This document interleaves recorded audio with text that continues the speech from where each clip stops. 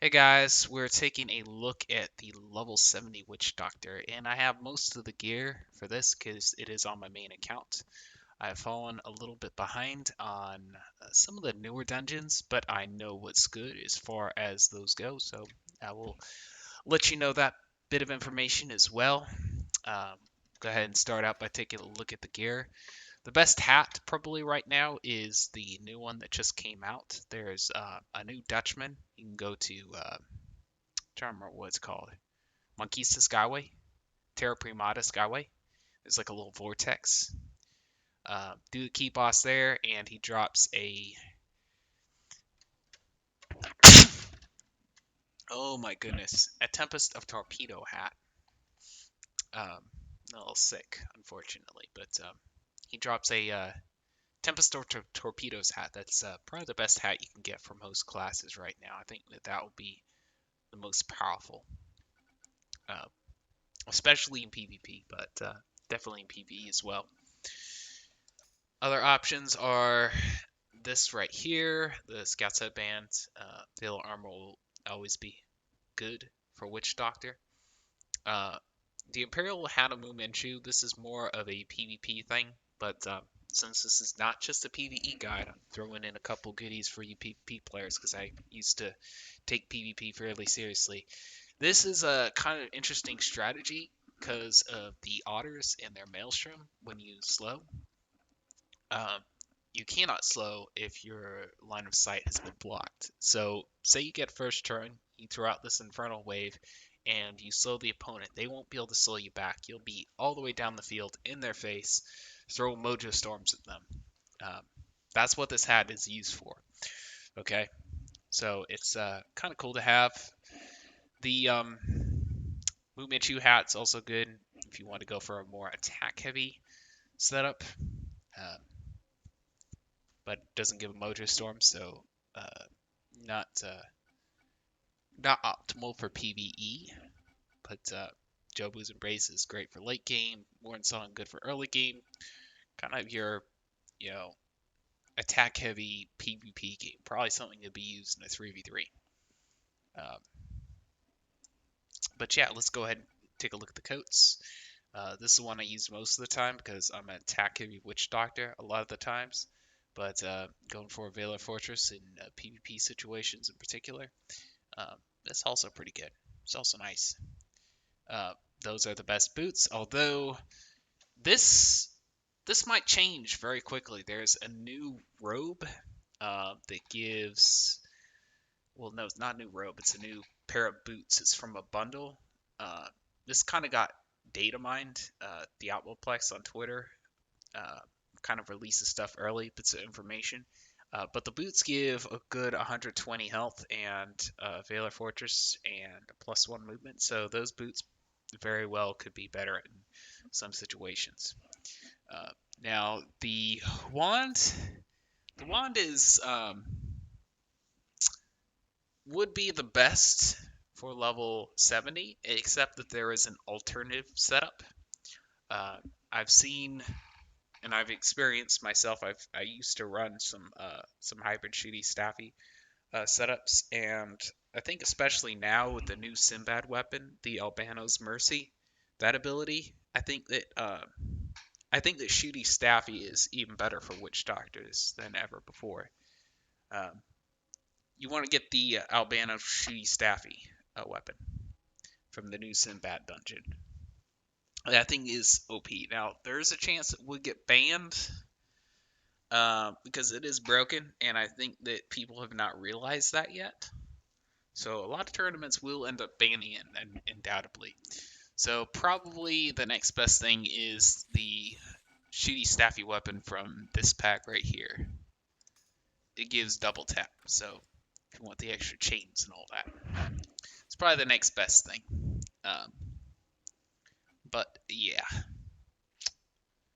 eye patch. Revive eye patch is fine. There is a new Maelstrom eye patch that gives 10 mojo as well. That's a solid one. Those two um, are absolutely terrific. Uh, I think that the Maelstrom one will be optimal. I think that one's better to have in most situations, most PvP situations. Um, yeah, mostly in 3v3s. I think the revive would probably be a little more useful in most 1v1 situations. Um, but there is also a but there is also a I'm trying to think what the Buccaneer protection is. Leviathan's Call, I think is what it's called. There's also an eye patch like that if you farm Disclose.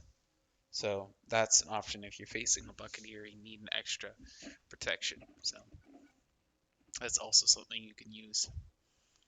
Marshall's Medallion is what I have for the totem, although I could also go Earth and Charm.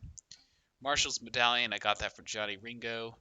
The Earth and Charm, I got that from the Water Guardian. For the Charm, I went with the Right Hand Amulet, although, by the way, this is from the Tavern Mumenchu. The Spirit Walker's Charm is also a fairly solid option. You can get that from the Bird with No Name. This is, you fight that guy in the line of quest to get Rooster Cogburn, so great guy to farm. Single instance dungeon, single fight dungeon, so you don't have to farm a bunch of levels or anything. But no second chance jets. That's the bummer there. And then the ring. The ring is fairly new. Sinbad's ring. This is probably the best ring on every class now. Gives the health, gets to hold the line. I think especially in PvP, this is the best ring. Although you could also go with the Veil of Armor. You could also go with something like this right here, the Mojo Storm and the Jobu's Embrace. That would also be fine. Pet-wise, this pet's pretty much optimal, although I would prefer to have webs, scent 3, sneaky 2, and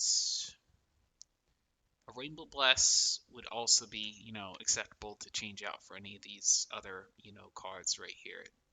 That's pretty much it for the gear side of things. For Witchdoctor, I think it would be best if I took a look at my powers.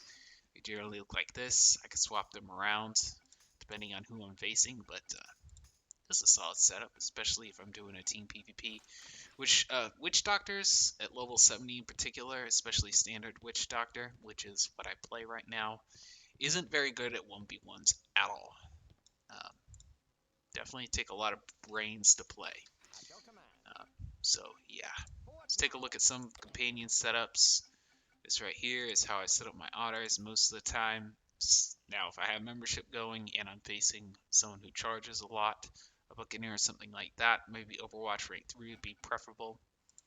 Bonnie Ann, that's my Bonnie Ann setup. Goranando is very solid. Many situations, PvP and PvE. That's my Witchdoctor setup. You could go with True Grit rank 3 for the Nazca if you're facing a lot of Musketeer units. Certainly viable. There's El Toro, good old PvP setup. I could go PvE with the Riposte 3 and the chain setup, Relentless 2 and Blazestorm. That'd also be fine. Haven't finished up setting up this Contessa, but she's going for a chain Contessa right here.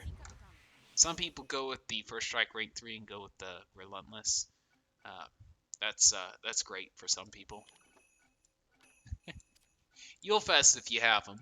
Ratbeard, solid. Here's a look at how I have him set up. There you go. That's what I recommend. Old Scratch, solid for PvE. It's the bread and butter of Witchdoctors and farming stuff. And that's how I have him set. Eggshen, he's actually worth buying for level 70 Witchdoctors. You throw that little bird spell. Hold on, let me show you what I'm talking about. You throw one of these on him, and he gets like an extra epic, and one of them will be a first strike, so he'll get first strike rank 3. So that's why. And then Campo, I didn't set him up, but he would have Relentless rank 2, Blazestorm rank 2. He'd have flanking and probably another Riposte. Temujin is also a good companion, as he is on every class. So, oh, this guy right here, he's funny. You put these, and if someone's stepping on the starfish, they can't attack. So you hide in a corner, throw these down. No one can attack while they're on the starfish. So you can use this versus swashbucklers, buccaneers. This guy is surprisingly underrated. So yeah, I forgot to mention what you probably should train. Um, Train up the barricades. Train fast 2 for sure. Elusive rank 2. Uh, don't go too wild training all the extra stuff if you go the hybrid shooty staffy route, because you'll want to train shooty rank 2 and you'll want to train burst fire. So maybe leave off of one of the elusives, or um, don't train ruse, gunnery, all that crap. So yeah, and if you are going shooty staffy as a witch doctor, the things you want to prioritize as far as chains on your pets would be the burst fire and the double tap and the uh, witch double tap, whatever it's called. I'm trying to remember what it's called. Oh my goodness, I'm drawing a blank, y'all.